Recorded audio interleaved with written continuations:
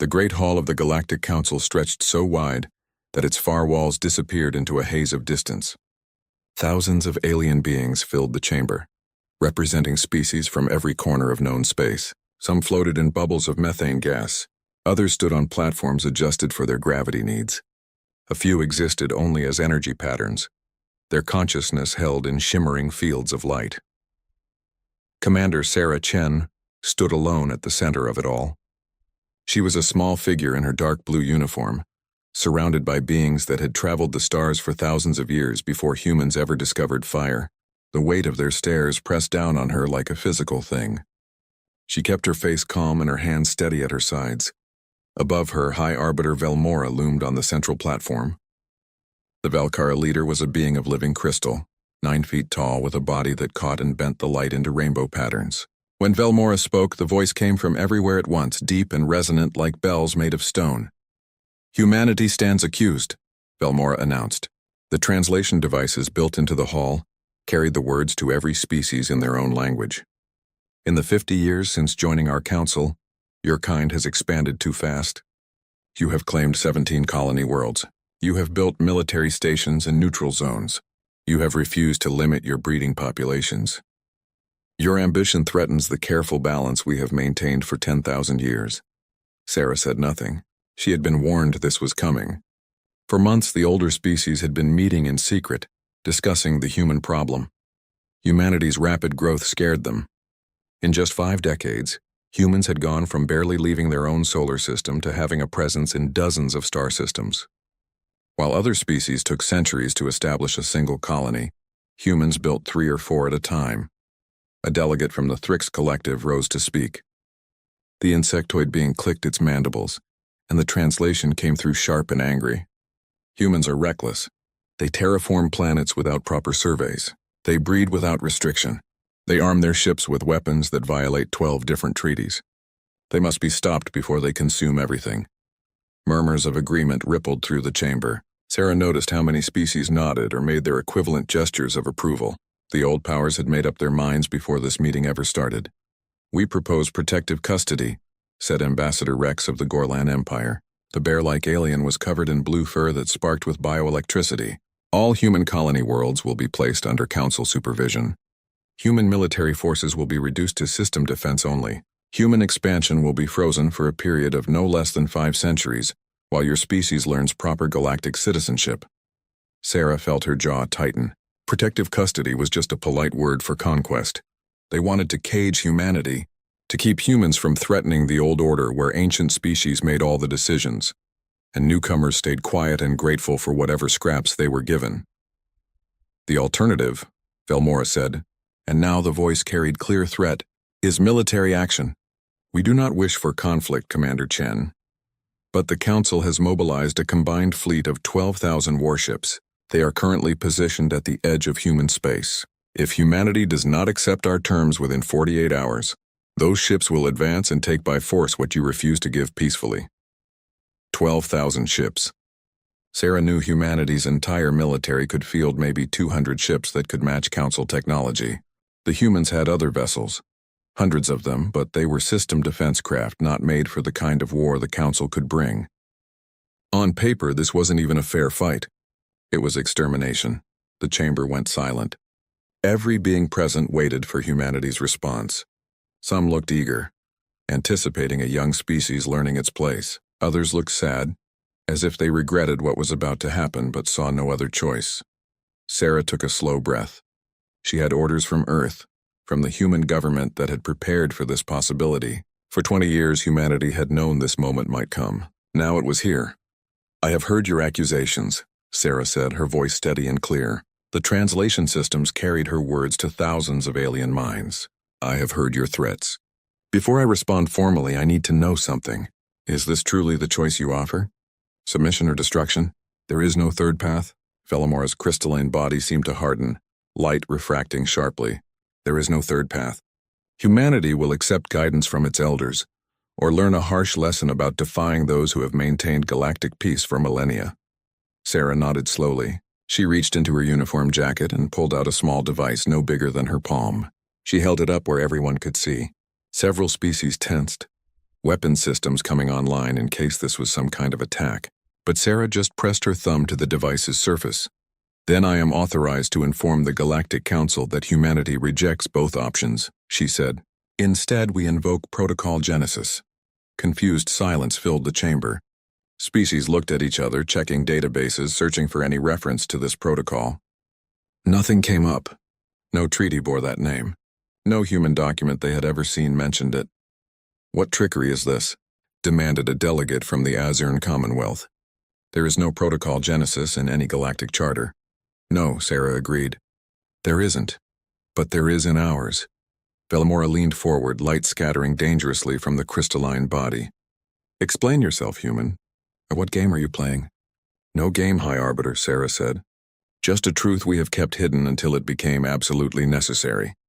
You have 48 hours to reconsider your ultimatum and withdraw your fleets from human space. I strongly suggest you use that time to think carefully about what you think you know about humanity. You threaten us? Rex stood to his full height, electricity crackling across his fur. With what? Your few hundred ships against our thousands? This is madness. Sarah smiled then, and it was not a warm expression. I threaten no one. I simply inform you that you have made assumptions about humanity, based on incomplete information.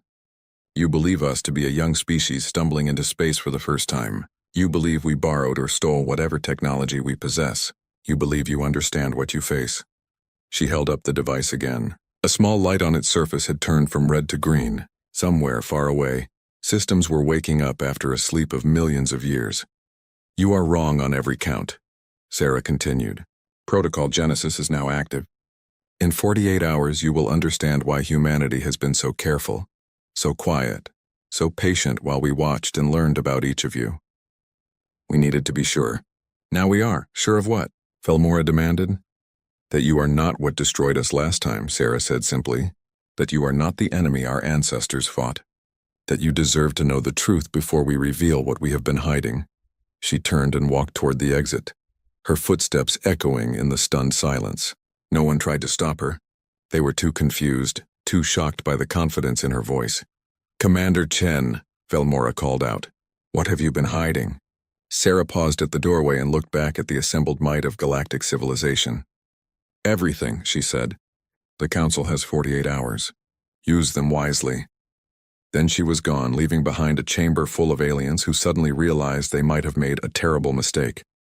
Within minutes, the Council fleet received orders to advance slowly toward human space, ready for whatever trick the humans were planning. They expected desperation. They expected bluffing. They expected nothing that could truly threaten them. They would soon learn how wrong they were. 20 years earlier, the mining ship Fortune's Edge drifted through the outer reaches of the Oort cloud, far beyond where any planets orbited the sun. Captain Marcus Webb watched the scanner screens with tired eyes. His crew had been out here for 6 months, mapping ice formations and looking for mineral deposits that might be worth commercial extraction. It was boring work, but it paid well. Got something weird here. Captain, called out his sensor officer, a young woman named Rita Voss. She frowned at her screen, tapping it like the readings might change if she hit it hard enough. Big contact. Really big. But it's cold. Temperature matches the surrounding ice. Marcus pushed himself over to her station in the low gravity. How big? 3 kilometers long. Maybe more. The ice is interfering with the scan. Rita looked up at him, confused. Could be a captured asteroid, I guess. But the density is all wrong. Too regular. Something about the reading made Marcus's stomach tighten. He had spent 30 years in deep space and learned to trust his instincts. Change course. Take us in for a closer look. The Fortune's Edge adjusted its trajectory, closing in on the contact. As they got closer, the object resolved on their visual scans. What they saw made no sense at all. It looked like a ship. Not an asteroid, not a natural formation, but a constructed vessel buried in millions of years of accumulated ice and rock. The parts they could see showed straight lines, deliberate angles, the clear marks of intelligent design. But the ice coating suggested the thing had been here for an impossible amount of time. That's not possible, Rita whispered. Nothing's been out here that long. The solar system isn't even that old. But Marcus was looking at something else on the sensors. There's more. Look. He highlighted several other contacts in the area. all roughly the same size, all showing the same impossible characteristics. This isn't one ship. It's a fleet. They spent the next week carefully excavating one of the vessels using laser cutters to melt away the ice. What they found underneath made them call Earth immediately, bypassing normal corporate channels to go straight to the military. The ship was human, not alien. Not some unknown species. Human. They found symbols etched into the hull, and while the language was so ancient that no database could translate it, the genetic markers were unmistakable. The technology, the design philosophy, even the dimensions of doorways and control surfaces, all matched human proportions and thinking. Dr. Sarah Kamathi arrived 3 weeks later with a team of archaeologists, linguists, and military analysts. She stood in the cargo bay of the research vessel they had brought, staring at a fragment of hull plating that her team had carefully removed from the ancient ship. "The carbon dating is confirmed," she said, reading from her tablet. Her voice was steady, but her hands shook slightly. "This structure is 4.2 million years old, give or take 100,000 years. "That's impossible," said General Hammond, the military representative. "Humans didn't exist 4 million years ago. We were barely separated from other apes. We were still in trees, not building starships." "I know what the science says," Sarah replied. "I also know what the evidence shows. This was built by humans, or by something so close to human that every test we can run says it's us. The genetic material we found in preserved biological samples, the degraded DNA, it matches human DNA within a margin of error of less than 1%. She pulled up images on the wall screen. They showed more finds from inside the vessel. Control surfaces with labels in an unknown script, chairs sized for human bodies, even what looked like living quarters with beds, storage spaces, and what might have been a kitchen area. "They were like us," Rita said softly. She had joined the research team, too fascinated by the discovery to leave. "They ate, they slept, they lived just like we do." Over the next year, more teams arrived. They excavated 17 vessels in total, each one massive beyond anything humanity currently built. Slowly, carefully, they began to crack the language. It shared roots with human languages, distant and ancient but recognizable once they had enough samples. The ship's data cores were still intact, protected by some kind of quantum storage system that had kept them safe for millions of years. What they read in those files changed everything. Humanity thought they knew about themselves. The builders called themselves the progenitors, and they had been human, not an ancestor species, not a parallel evolution, but actual humans identical to the people walking around on Earth today. They had built an empire that stretched across the galaxy. They had mastered technology that bent the rules of physics itself. They had lived, thrived, and grown for 200,000 years, and then something had destroyed them. The records called it the unmaking, some kind of dimensional threat that fed on advanced civilizations. The progenitors had fought a war that nearly tore reality apart. They had won barely, but their civilization was shattered beyond repair. Trillions died. Entire star systems were erased from existence. The survivors did something radical.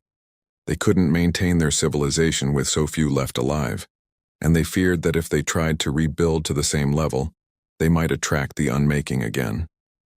So they decided to start over. Using genetic engineering and temporal manipulation technology, they seeded primitive proto-humans on Earth. They encoded certain traits, certain tendencies toward innovation and survival into the genetic code. Then they built these ships, programmed them with caretaker AI systems, and put them into deep hibernation. The ships would sleep until humanity evolved again, naturally hidden among the normal species of the galaxy. They would sleep until humans rediscovered space travel. And they would sleep until humanity faced an existential threat. "It's insurance," Sarah explained to the emergency session of world leaders gathered in Geneva.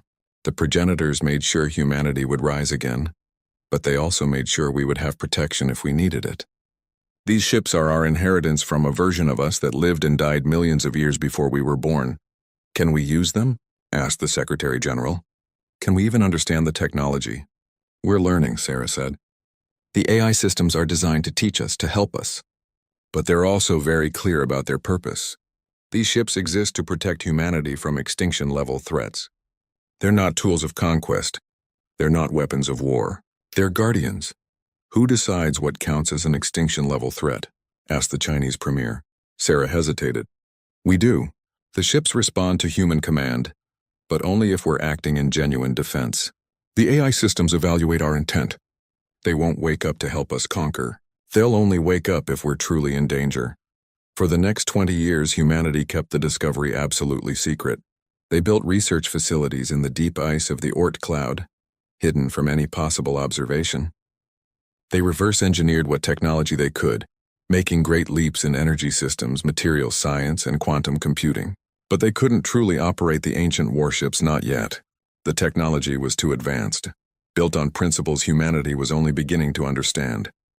They also began a careful program of expansion and observation. Humanity joined the Galactic Council, but always watched, always analyzed. They needed to know if the other species were threats. They needed to make sure the unmaking, or something like it, wasn't lurking among the stars. And now, with the Council's ultimatum, the time had come to reveal the truth. Deep in the Oort cloud, in facilities built into the ancient ice, technicians activated systems that had slept for millions of years. Quantum processors came online.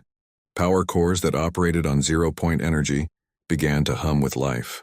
AI minds, older than human civilization but designed to serve humanity, woke from their long sleep. The ships were enormous, dwarfing anything humans or the Council species had built. Their hulls were black as void, constructed from materials that didn't fully exist in normal spacetime. Weapon systems that could unmake matter at the quantum level began their startup sequences. Shields that bent space itself around the ships flickered into existence. In 17 locations across the outer solar system, and in hidden facilities in a dozen other star systems, the ancient fleet began to wake. Humanity's inheritance, built by a version of humanity that had fallen to save the future, was ready to defend its children. Commander Sarah Chen, standing on the bridge of the human flagship, received the confirmation signals. Protocol Genesis was active. The warships that predated all known civilization were awake. Now the galaxy would learn the truth about humanity. And nothing would ever be the same. Admiral Krovik of the Gorlan Empire watched the tactical display with satisfaction. His fleet, combined with forces from 17 other Council species, formed the largest military armada assembled in 3,000 years. 12,000 warships spread across a front 20 light-hours wide, advancing steadily toward human space. The humans are deploying their forces, reported his tactical officer. We count 173 vessels taking defensive positions around their colony worlds. Krovik's fur rippled with what his species considered amusement. 173 against 12,000. Do they think courage alone will save them? Perhaps they believe we will not actually attack, suggested his second-in-command. That our ultimatum was merely for negotiation. Then they will learn otherwise, Krovik said. He opened a channel to the other fleet commanders. All ships, this is Admiral Krovik. We advance to the human border worlds. If they resist, we fire warning shots only. We are here to occupy, not to massacre. The Council wants human worlds intact, not turned to debris. The Great Fleet moved forward. Krovik had fought in 6 major conflicts during his career, and he knew what victory looked like before the first shot was fired. The humans were brave but foolish. Their technology was decent, borrowed and adapted from Council designs, but they had no answer to concentrated firepower from dozens of species working together. The human border world of New Seattle lay ahead, a thriving colony of 4 million people. Human ships formed a defensive sphere around it, a brave but meaningless gesture.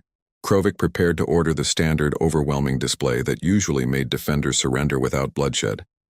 Then his sensor officer made a confused sound, somewhere between a growl and a whine.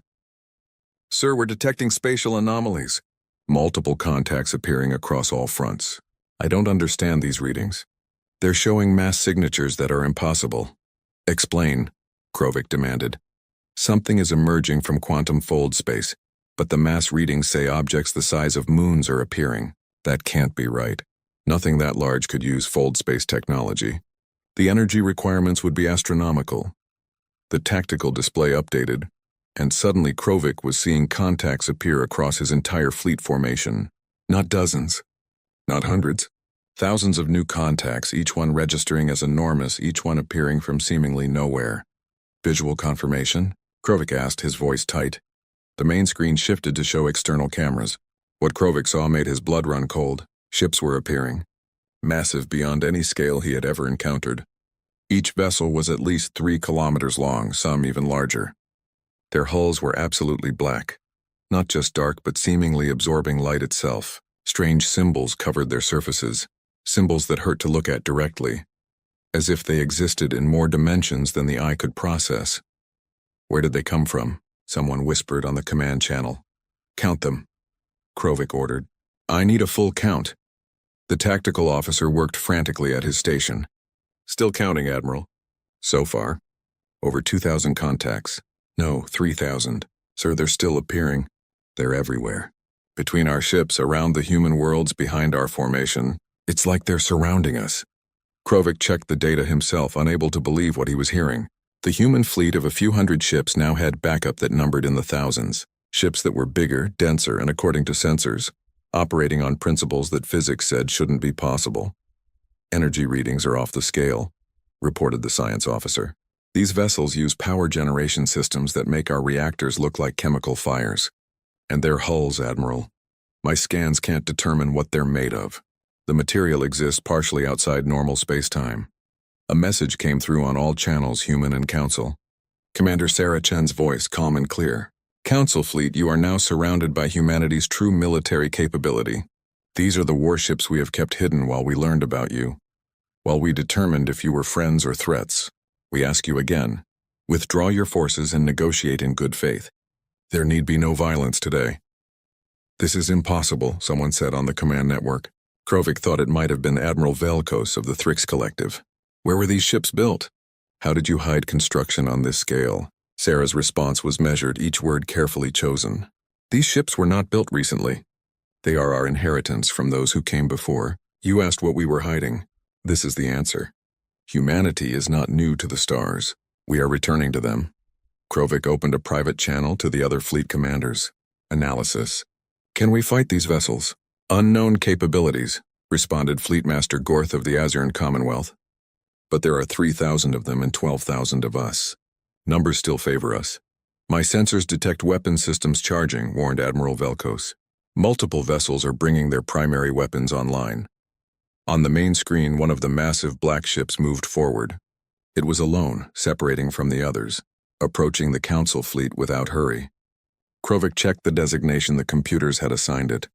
Unknown Contact 1. The human transponder signal identified it differently.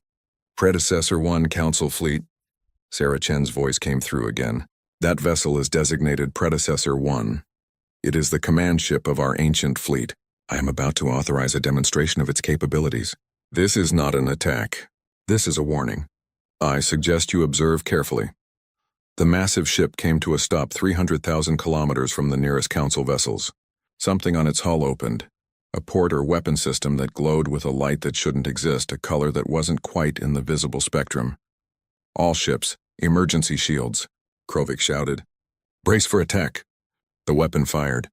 Not at the Council fleet, but past it, into empty space beyond.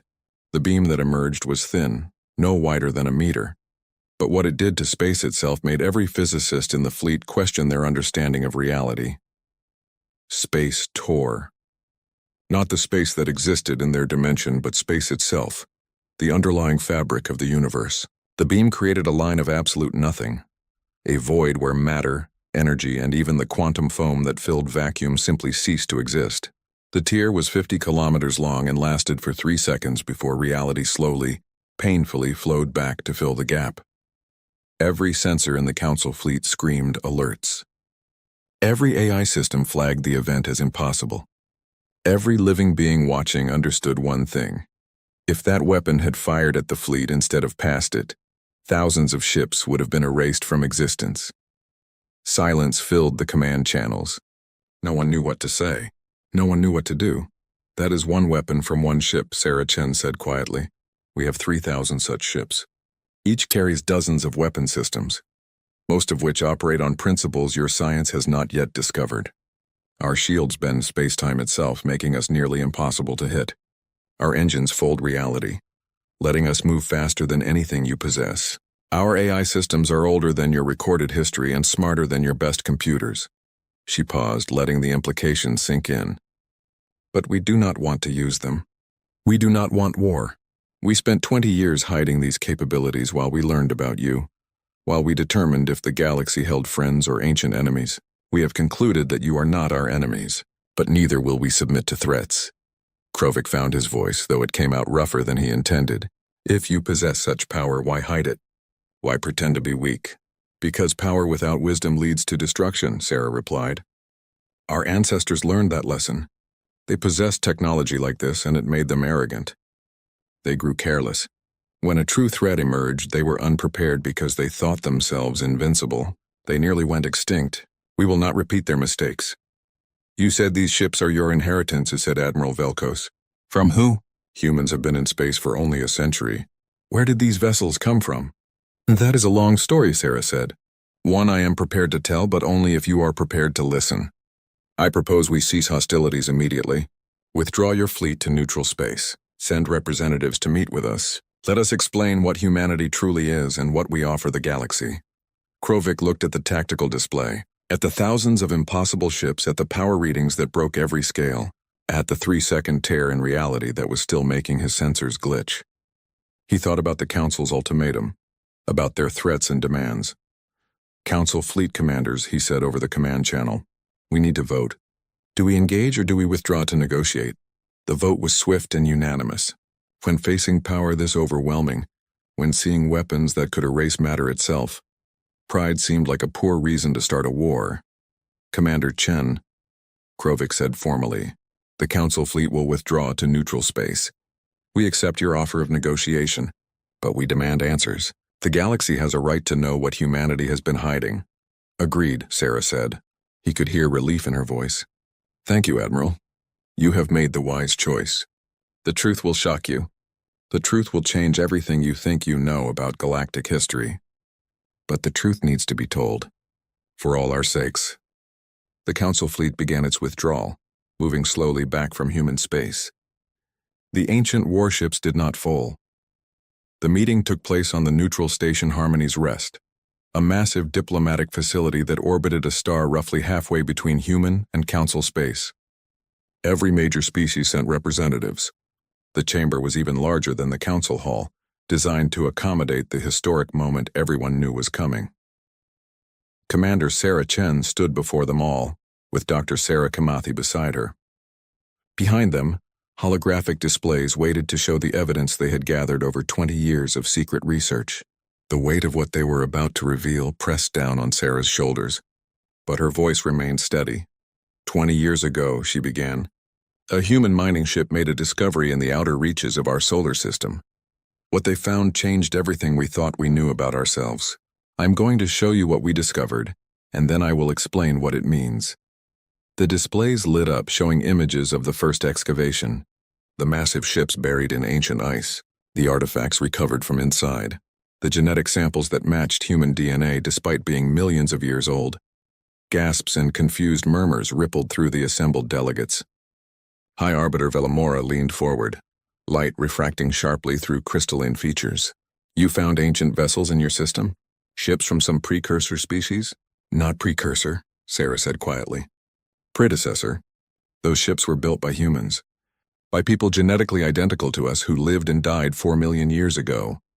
The chamber erupted in protest. Species shouted in dozens of languages, all saying variations of the same thing. Impossible, fraudulent, deceptive.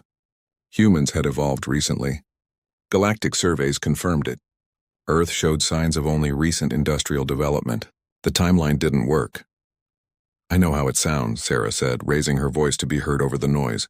I know it contradicts everything your science says about humanity. But the evidence doesn't lie. Dr. Kamathi has spent 2 decades analyzing every piece of data we recovered. Sarah, please explain what we found. Dr. Kamathi stepped forward, activating more displays. The genetic material we recovered from the ancient ships matches modern human DNA with 99.7% accuracy. The remaining 0.3% difference is entirely explained by genetic drift over 4 million years. The language, while ancient beyond anything in our historical records, shares fundamental root structures with modern human languages. The technology, while far more advanced than anything we currently possess, follows design philosophies that are distinctly human. She pulled up images of the ship's interiors, the vessel dimensions, the control interfaces, the living spaces, all designed for beings with human proportions. The preserved records we found in their data cores tell a story that explains everything. The displays shifted, showing translations of the ancient records. Text in an archaic script appeared alongside modern translations. Sarah Chen continued the explanation. The beings who built these ships called themselves the progenitors. They were human as any person on Earth today. 4 million years ago, they had built a civilization that spanned the galaxy. They had mastered technology that bent physics itself to their will. They lived not for centuries, but for thousands of years thanks to medical technology we are only beginning to understand. And then something destroyed them, Dr. Kimathi said. They called it the unmaking. Their records describe it as a dimensional threat, entities that existed partially outside normal reality, that fed on advanced civilizations. The progenitors fought a war against the unmaking that nearly destroyed the galaxy. Images appeared showing what looked like tears in space, similar to what Predecessor 1 had demonstrated to the Council fleet, but far larger, far more destructive. Entire star systems reduced to void, planets erased from existence, billions of lives extinguished in moments. The progenitors won, Sarah continued, but the cost was devastating. Their civilization collapsed. Trillions died. Their empire, built over 200,000 years, fell in less than a century of warfare. The survivors faced a choice: try to rebuild what they had lost, or try something different. The displays showed genetic engineering facilities, temporal manipulation devices, and records of a plan so ambitious it seemed insane. They chose to start over, Sarah explained. The progenitors believed their advanced technology had attracted the unmaking, had made them visible to threats that hunted civilizations at their peak. So they decided to fall on purpose, to reset their species, to give humanity a chance to rise again, but more carefully this time. They seeded Earth with genetically modified proto-humans, Dr. Kimathi said. They encoded certain traits into our DNA, tendencies toward innovation, adaptation, survival. Then they built these warships, programmed them with AI systems designed to protect humanity's future, and put everything into hibernation. The plan was elegant, Sarah said. Let humanity evolve naturally, without the technology that made the progenitors visible to cosmic threats. Let us rediscover space travel slowly, carefully, hidden among other species. The ancient ships would sleep until we needed them, until humanity faced an existential threat. They would wake up to protect us, to give us the tools our ancestors used to survive impossible odds. High Arbiter Velmora's voice cut through the stunned silence. You expect us to believe that humanity fell and rose again? That you somehow existed before any current galactic species? That these ships are millions of years old? We don't expect belief without proof, Sarah replied. She gestured to Dr. Kimathi, who activated a new set of displays. We have brought samples for independent analysis. Genetic material from the ancient ships, fragments of their data cores, material samples from their hulls. We invite every species here to examine them with your own scientists, your own equipment, your own methods. The evidence will speak for itself. Ambassador Rex of the Gorlan Empire stood, electricity crackling through his blue fur. Even if this story is true, and I emphasize if it does not change our concerns, you possess weapons that can tear reality itself. You have hidden a fleet that dwarfs anything the Council has ever assembled. How can we trust you with such power? Sarah had been waiting for this question. We hid this power because we needed to be certain about you. All of you. The progenitors' records warn about the unmaking, about entities that pretend to be normal species until they reveal their true nature. We spent 20 years observing the Council, learning about every species, analyzing your behavior, your wars, your peace treaties, your culture. She looked around at the assembled delegates. We concluded that you are not the unmaking. You are not cosmic predators hiding behind pleasant masks. You are simply species trying to survive and thrive just like us. Some of you are aggressive, some peaceful, some greedy, some generous. But you are normal, natural, real. You are potential allies, not ancient enemies. As for trust, Sarah continued, we offer a bargain.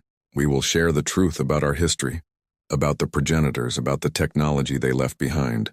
We will work with your scientists to verify everything we claim. In exchange, we ask for honest cooperation. No more threats. No more ultimatums. Let us work together as equals, not as subordinates to be controlled.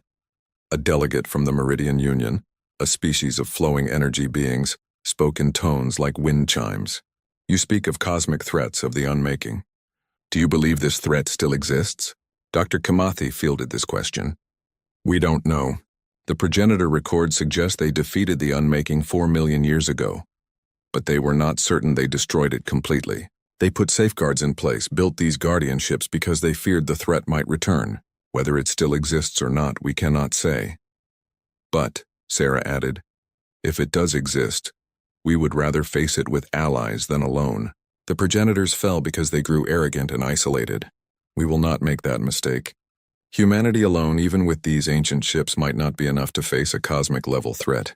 But humanity working with dozens of species sharing knowledge and technology, that might be enough. The chamber fell into discussion. Species consulted with their own delegations, analyzing the evidence, debating the implications. Hours passed. Sarah and Dr. Kamathi answered hundreds of questions, providing data, clarifying points, offering to share research. Finally, High Arbiter Velmora called for order. This council must vote on a response. Do we accept humanity's explanation and pursue cooperation, or do we view this as a threat that must be contained? The Thrix Collective delegate spoke first. Our scientists have done preliminary analysis of the samples provided. The genetic material does appear to be millions of years old and human in origin. This supports their claims. The Azurn Commonwealth representative added, we have examined the weapon demonstration. The technology used is far beyond anything in our databases. If humanity wanted to conquer, they could have done so already. The fact that they revealed this capability only when threatened suggests defensive intent. One by one, species voiced their positions. Some remained skeptical but willing to investigate further. Some were frightened by the implications. But none voted for continued hostility. The demonstration of power had been too overwhelming, and the offer of coup.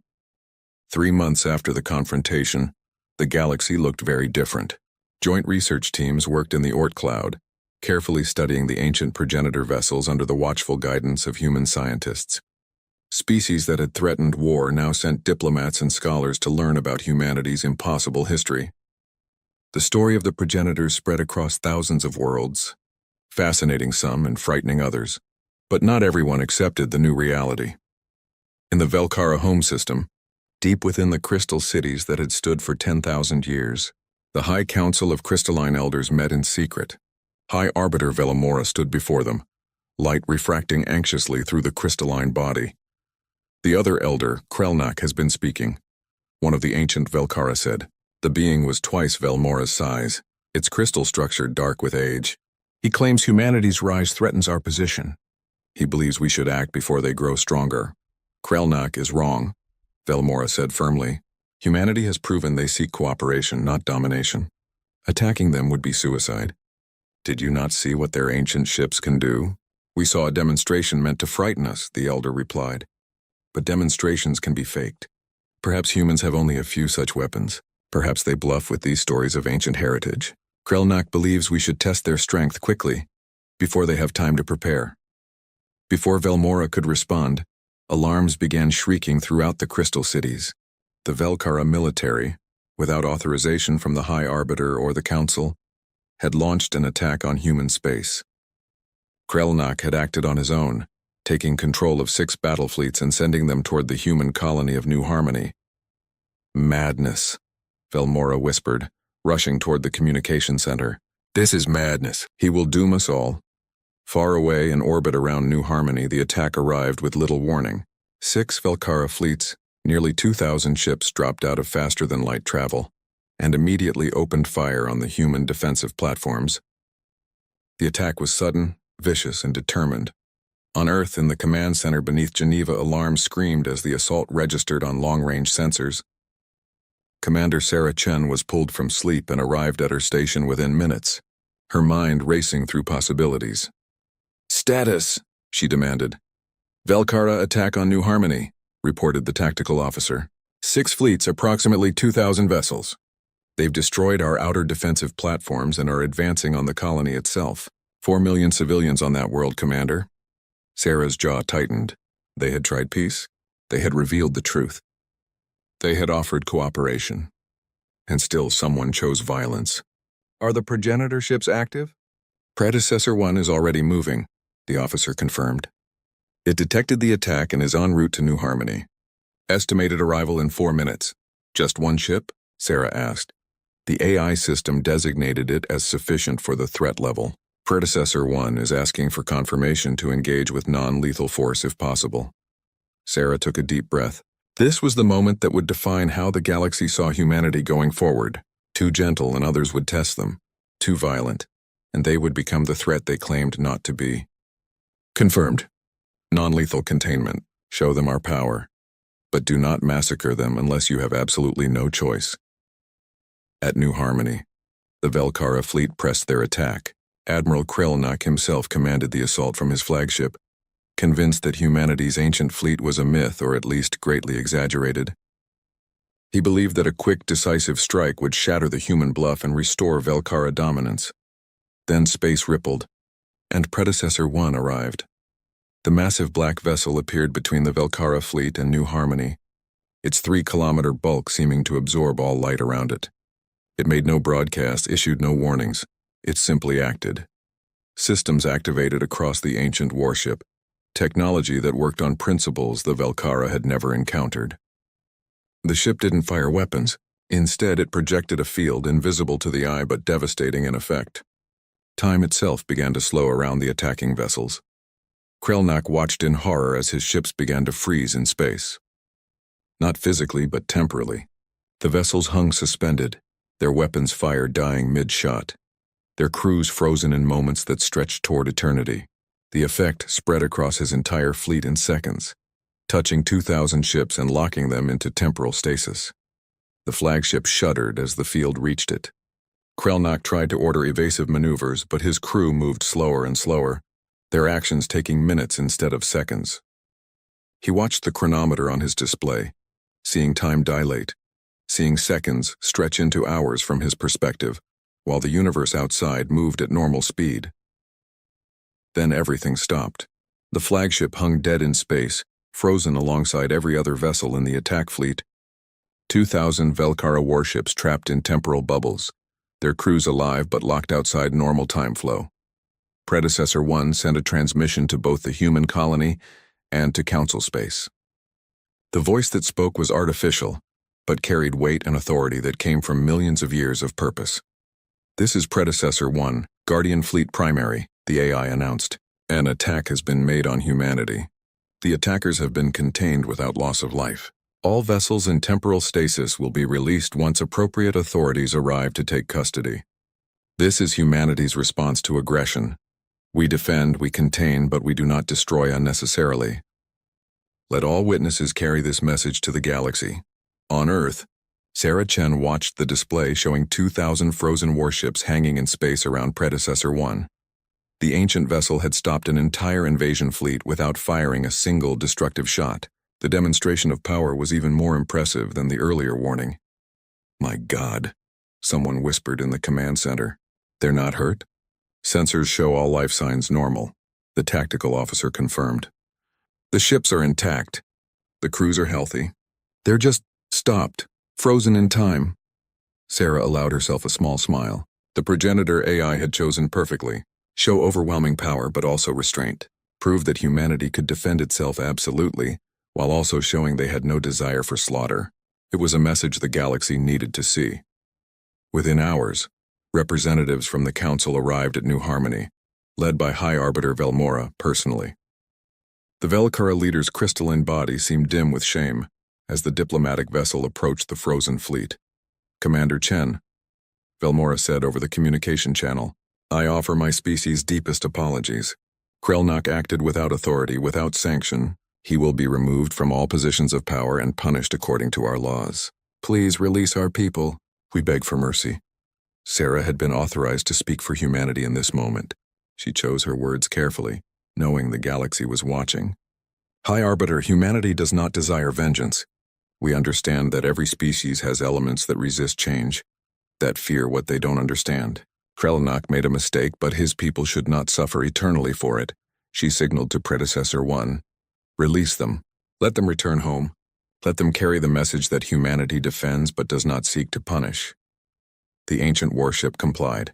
The temporal fields collapsed and suddenly 2,000 Velkara ships surged back into normal time. On the flagships and throughout the fleet, crews gasped as they realized what had happened. Minutes had passed for them while hours had passed for the universe. They had been held helpless, completely at humanity's mercy, and humanity had shown mercy. "Thank you," Velmora said quietly. This is not how powerful species typically behave. Most would have destroyed the fleet, made an example. "We are not most species," Sarah replied. "We learn from our ancestors' mistakes. The progenitors grew arrogant with power and it nearly destroyed them. We will not repeat their errors. Power exists to protect, not to dominate." The Velkara fleet withdrew, escorted by council vessels. Krelnak was arrested upon return to his home system and would face trial for unauthorized military action. The incident, rather than sparking conflict, became a teaching moment for the galaxy. Humanity had proven 3 things in one action. They could defend themselves absolutely. They possessed restraint equal to their power, and they meant what they said about cooperation over conquest. In the weeks that followed, more species reached out to humanity with offers of genuine partnership. Trade agreements were signed. Joint research projects expanded. Cultural exchanges began. The galaxy, after the initial shock and fear, began to accept humanity not as newcomers but as the ancient civilization they truly were. 6 months after the confrontation, Commander Sarah Chen stood in the observation deck of a human station in the Oort cloud. Before her, through reinforced windows, she could see the ancient progenitor ships. Most had returned to hibernation, their purpose fulfilled for now. Only Predecessor 1 remained active, hanging in space like a patient guardian. Dr. Kamathi joined her, carrying a tablet with new translations from the progenitor data cores. "There's something you need to see," she said quietly. "Something the AI has been waiting to tell us until it judged we were ready." Sarah took the tablet and read. What she saw made her heart skip a beat. "Is this accurate?"